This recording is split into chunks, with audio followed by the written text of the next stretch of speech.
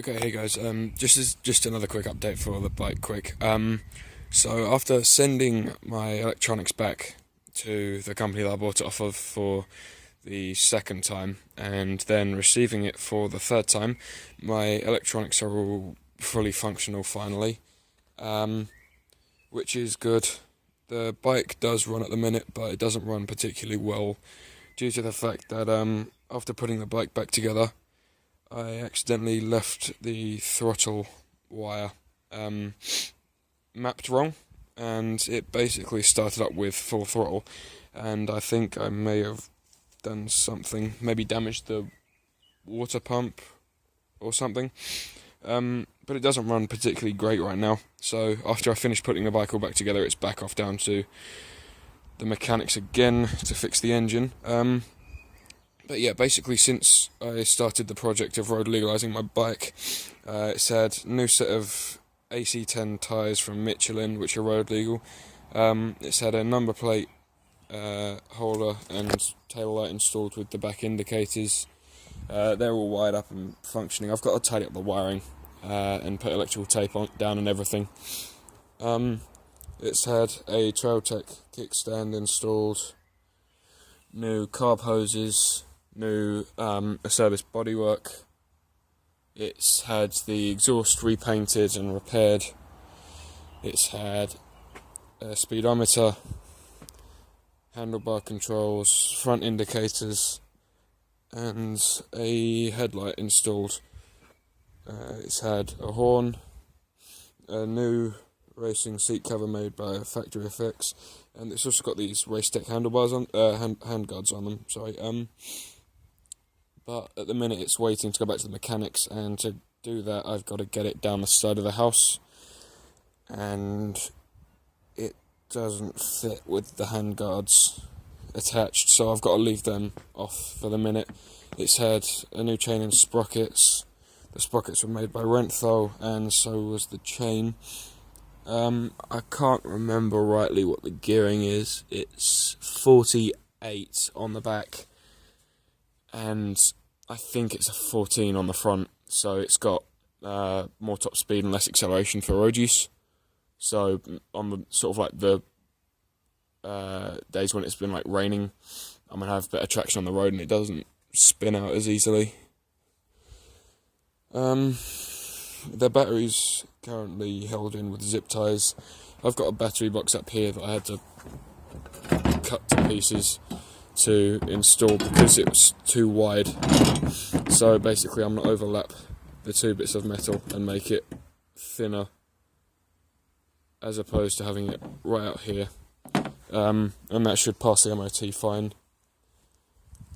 I'm trying to think of what else I've done to it right now. I can't really think of anything. Yeah. I've got to install this wire here on my brake drum here, because that tells you how fast you're going, with a magnetic bolt here in the disc. And I've got to install this here as well, this red and black wire in the ignition control module, which tells me how many revs I've got.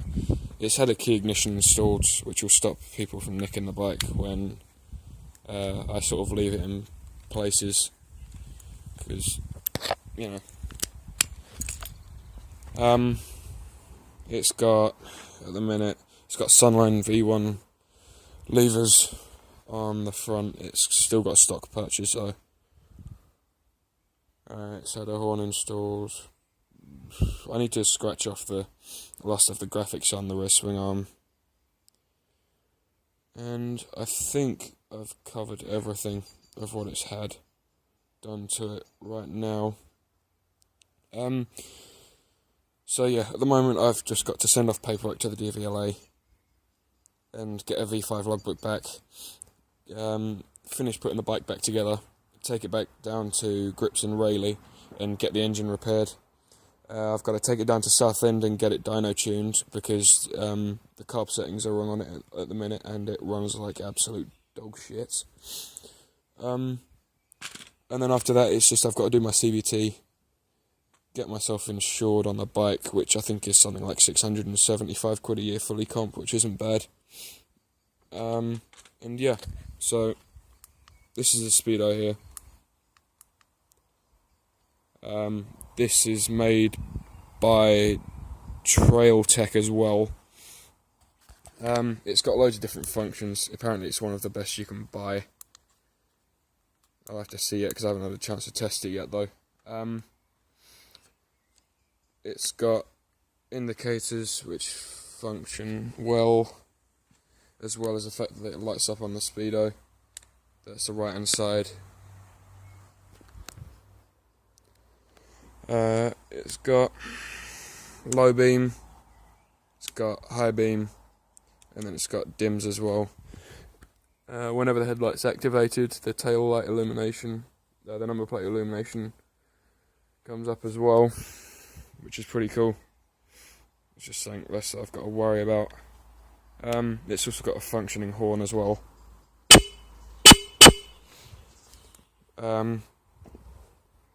So yeah, it won't be long before I'm on the road, I don't think. I'm not really going to put a time period on it because whenever I do that, shit just goes wrong all over again.